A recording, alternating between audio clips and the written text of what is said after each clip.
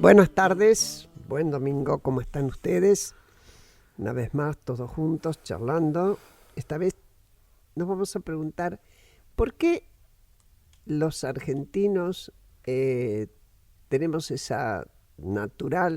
natural impulso de inmediatamente, en cuanto podemos, dolarizarnos. Porque algunos dicen que este es un país bimonetario y lo dicen con razón.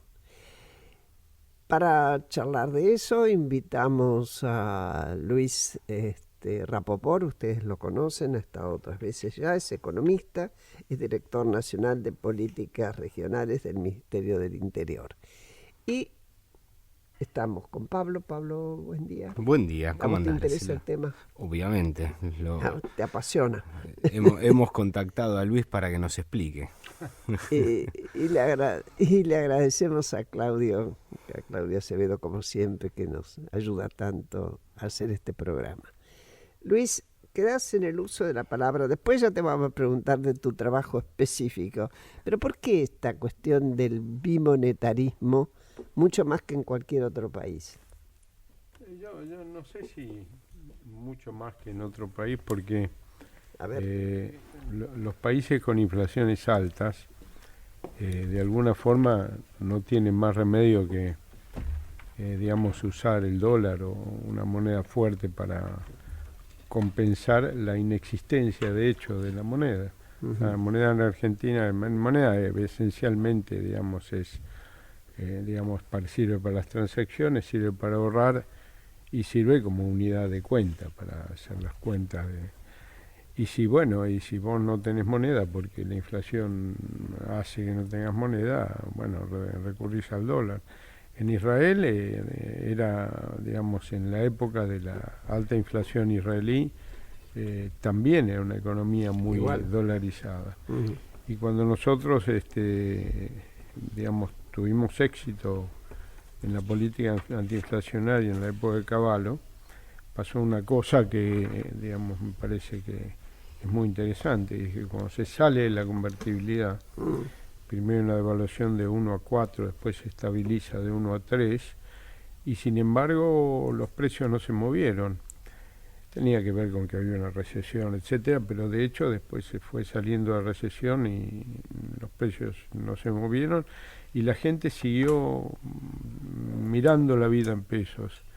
La locura que vuelve al bimonetarismo es que se tomó una decisión deliberada de volver a la inflación. O sea, yo creo que cuando se habla del balance de la época de Néstor Kirchner, no se tiene en cuenta que, además de algunos otros excesos que tenían que ver con el megaciclo de los commodities, la idea de volver a la inflación fue una idea expresamente. O sea, él volvió a las altas inflaciones en forma totalmente deliberada. Al extremo que intervino el INDEC por eso, ¿no?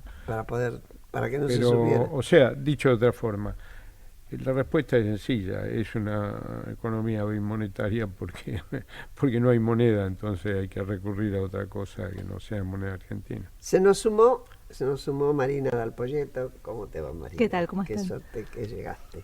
Ella también es economista y es directora ejecutiva de la consultora EcoGo. ¿Estás de acuerdo, Marina, con lo que decía Luis? Sí, básicamente sí. Básicamente somos una economía donde la gente piensa en dólares y ahorra en dólares, porque cuando ahorras en pesos, cada tanto te licúan. Uh-huh. Cuando te licúan cada vez más seguido, la gente empieza a repudiar el peso, que es un poco lo que te está pasando hoy. Yo coincido en que durante el kirchnerismo se perdió una oportunidad histórica de construir una moneda, que fue lo que hicieron los países vecinos. En realidad, cuando salimos de la convertibilidad, hubo un salto inflacionario, pero es cierto, el dólar pasó de 1 a 4, los precios mayoristas subieron 150 y los precios minoristas subieron 40. Y al año siguiente, con el dólar volviendo de 4 a 2,80, que era lo que pasó en un mundo donde el dólar se empezaba a devaluar y todas las monedas se apreciaban contra el dólar, la inflación pasó al 3,6, parece mentira, en 2003, parece cuento de hadas. al 6,5 en 2004, y en el 2005 ya empezaba la discusión. O sea, la discusión en Argentina era que había que mantener un tipo de cambio alto, estable y competitivo, mientras el dólar se devaluaba en el mundo y todas las monedas vecinas se apreciaban contra el dólar. En Argentina quisimos dejar el peso en la zona de los 3 pesos, y ahí se mantuvo. El problema es que cuando vos querés mantener el tipo de cambio alto, competitivo y estable, en realidad terminás también atrasando el dólar, en vez de atrasarlo con la caída en el valor, digamos, la apreciación del peso, la caída en el valor del dólar, o sea, cada vez necesitas menos pesos por dólar. Acá lo que hicimos fuimos generando inflación y atrasamos el tipo de cambio. Inflación que en realidad estuvo contenida durante el kirchnerismo, porque es cierto que optamos por un esquema de inflación alta, pero una inflación que estuvo siempre en la zona del 20 y pico. ¿Cuánto era el pico? No lo sabemos porque el INDEC estaba intervenido. Pero ese 20 y pico estaba anclado con 2 precios. Uno era las tarifas de servicios públicos, que en el arranque, digamos, cuando fue la devaluación, la salida de la convertibilidad, era el único contrato en la economía argentina que estaba indexado, y se rompió la indexación. En realidad se rompió la indexación, que tenía lógica en el arranque frente a semejante shock cambiario. El problema es que después nos quedamos 12 años con las mismas tarifas. El segundo precio que empezó a funcionarte como ancla fue el dólar. O sea, el dólar, Argentina tiene un dólar alto y competitivo, en 2003 muy alto, un overshooting de tipo de cambio.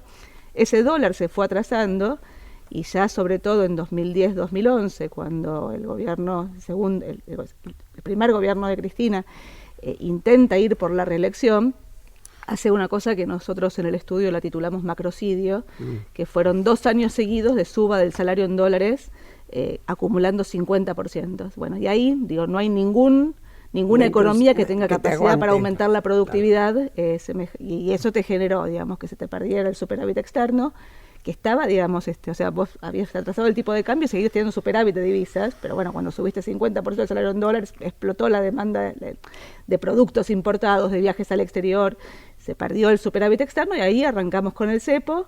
El cepo funcionó para estabilizar la inflación en esos niveles, hasta que quisimos empezar a corregir esa distorsión de precios. Cada vez que corregíamos la distorsión de precios, saltábamos del 20 y pico, al 30 y pico, al 40 y pico, al 48, y ahora al 50 y pico. Y probablemente terminemos en 60.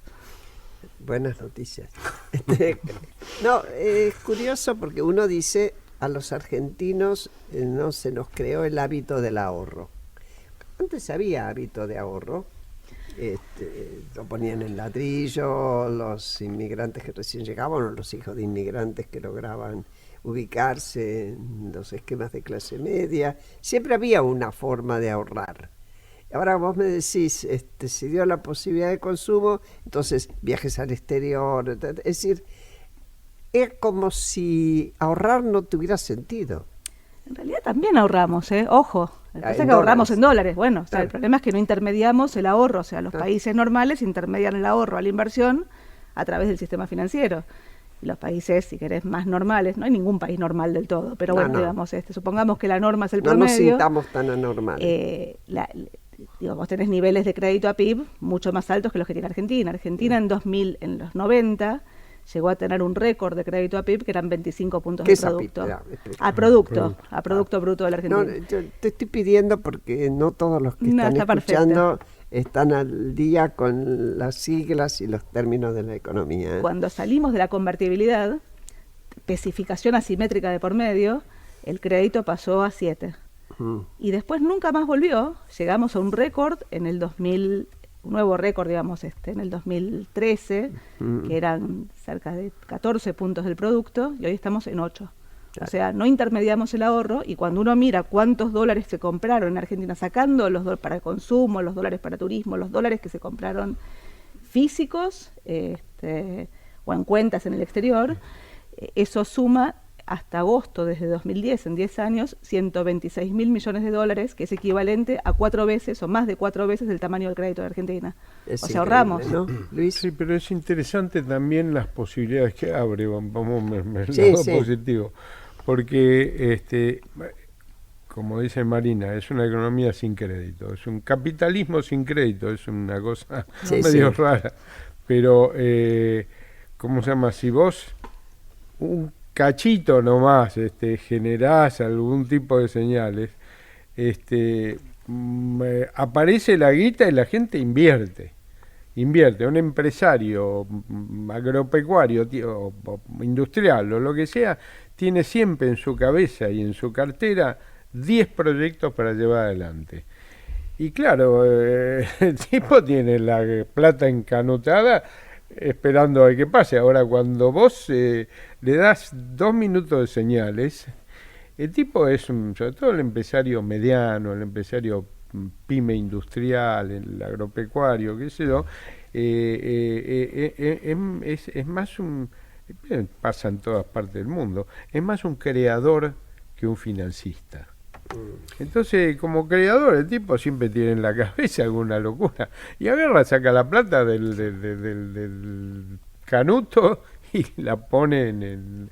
Y eso abre ¿Para qué una condiciones cosa se le tienen que dar para que eso pase? Y mínimamente. Una señal de que le va a ir bien, de que el tipo tampoco es un... Se tira la pileta sin no, agua. porque tiene una responsabilidad grande consigo mismo, con su familia, con lo que construyó por ahí, qué sé yo, su familia durante 2, 3 generaciones, y con un montón de gente que labura ahí, o sea que el tipo no puede perder ese canuto, que es lo que sostiene cierta zona de previsibilidad. Si el sistema institucional no le da previsibilidad, se lo da su propia ahorro. Vamos al sistema institucional. Ahora, el escenario es mucho más restrictivo, obviamente, de lo de la década pasada. ¿Qué margen de acción le ven a este gobierno que comienza? ¿Cuáles son los lineamientos que podría llegar a tomar para salir de esta encerrona que estuvieron describiendo? Sí, yo diría, para ponernos un poco positivos también, ¿no? O sea, Sí. No generamos tanto, no ahuyentamos a la audiencia. Yo lo primero que diría es la Argentina está transitando una recesión muy agresiva. Para dar una idea de la caída acumulada desde que empezamos a caer a principios del 2018, caímos 8%, probablemente caigamos 10 o 11 hasta fin de año. El desempleo, el último dato publicado es 10,6%, probablemente sea 12 a fin de año, o sea, en magnitud lo que estamos transitando es media crisis de 2001, donde la economía cayó 20 y el desempleo fue 25. La contracara de ese ajuste macroeconómico, que es lo que la gente y las empresas, los empresarios viven, es un ajuste macroeconómico en el sentido correcto, o sea, en el sentido correcto por los malos motivos. Pero el déficit externo, o sea, el exceso de uso de dólares por sobre los dólares que generamos, que era 5 puntos del producto, eran 30.000 millones de dólares en el año 2017, y que nos agarró un corte al crédito con semejante agujero y nadie más nos financió. Bueno, después de semejante caída de las importaciones, asociada a esa caída del consumo y del producto, hoy estamos acercándonos al equilibrio. Y en las cuentas fiscales pasa un poco lo mismo. En las cuentas fiscales teníamos un desequilibrio de 4 puntos del producto, 5 cuando contamos esos ingresos extraordinarios que generó el blanqueo, y hoy estás tendiendo a 1,5 puntos.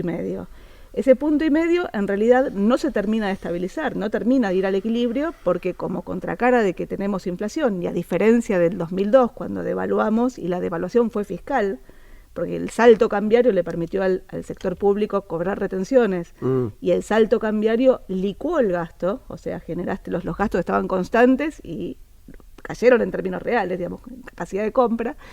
Bueno, hoy eso no te pasa porque como contracara de la inflación, bueno, algunos, entre otros, más de la mitad del gasto público, se empezó a indexar al pasado. Entonces, en la medida que la economía empieza a tener mecanismos de indexación, esos mecanismos de indexación hacen que los ajustes nunca terminan. Ahora, ¿cuál es la positiva de esto? La positiva de esto es que si vos avanzás en un plan de estabilización, bueno, estás avanzando en un plan de estabilización sobre una economía que, por un lado, tiene una aceleración inflacionaria, como contracara de este repudio al peso, que generaron estas devaluaciones sucesivas. Como contracara de eso, lo que tenés es una economía más ajustada, con margen de acción, una economía que está endeudada, pero cuyos niveles de deuda, o sea, no tenés un problema de solvencia en términos de niveles de deuda ni de perfiles. ¿Podés pagarlo? Si vos... No, tenés un problema de prontuario, o sea, no podés pagarlo porque nadie te financia, o sea, ninguna estructura apalancada, ningún país paga la deuda al contado. Entonces, vos me decís, ¿qué es lo que debería ocurrir? Yo lo que creo es que vos tenés que primero tener una hoja de ruta, te hace un plan, digamos, y hoy en mitad de una transición que ya debería estar ese plan, no se ve. No aparece. ¿Qué debería tener ese plan? Yo creo que este concepto de acuerdo de precios y salarios es parte del plan y es correcto. O sea, vos no vas a bajar esta inercia inflacionaria solamente con política monetaria, porque termina mal, ya lo vimos, pero tampoco la vas a bajar solo con un acuerdo político de precios y salarios, claro, porque, de nuevo, si lo seguís fogoneando del lado monetario, también termina mal. Entonces, ese acuerdo de precios y salarios tiene que traer al menos 4 componentes más. Y yo digo, son consistencia fiscal y monetaria. La consistencia fiscal implica una ruptura en la indexación de ese gasto que te asegure que el ajuste sea fiscal. Y desde el lado de la recaudación probablemente sea alguna recomposición de la alícuota de retenciones que hoy se está licuando.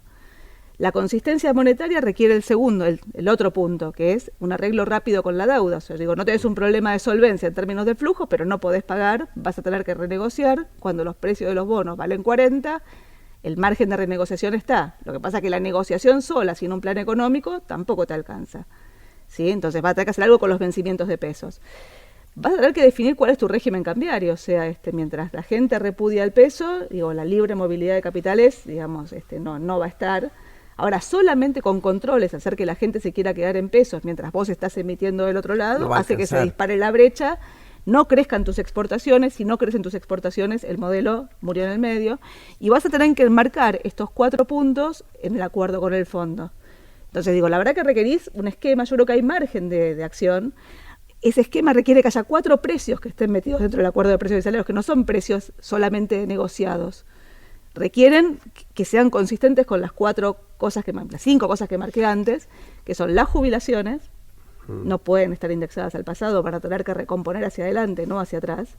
El segundo precio son las tarifas. Vas a requerir un esquema tarifario que, no sé cómo, pero que en simultáneo sostenga la señal a la inversión. Ahí cuando decís no sé cómo, donde todos te miran. Pero eso es política, digo.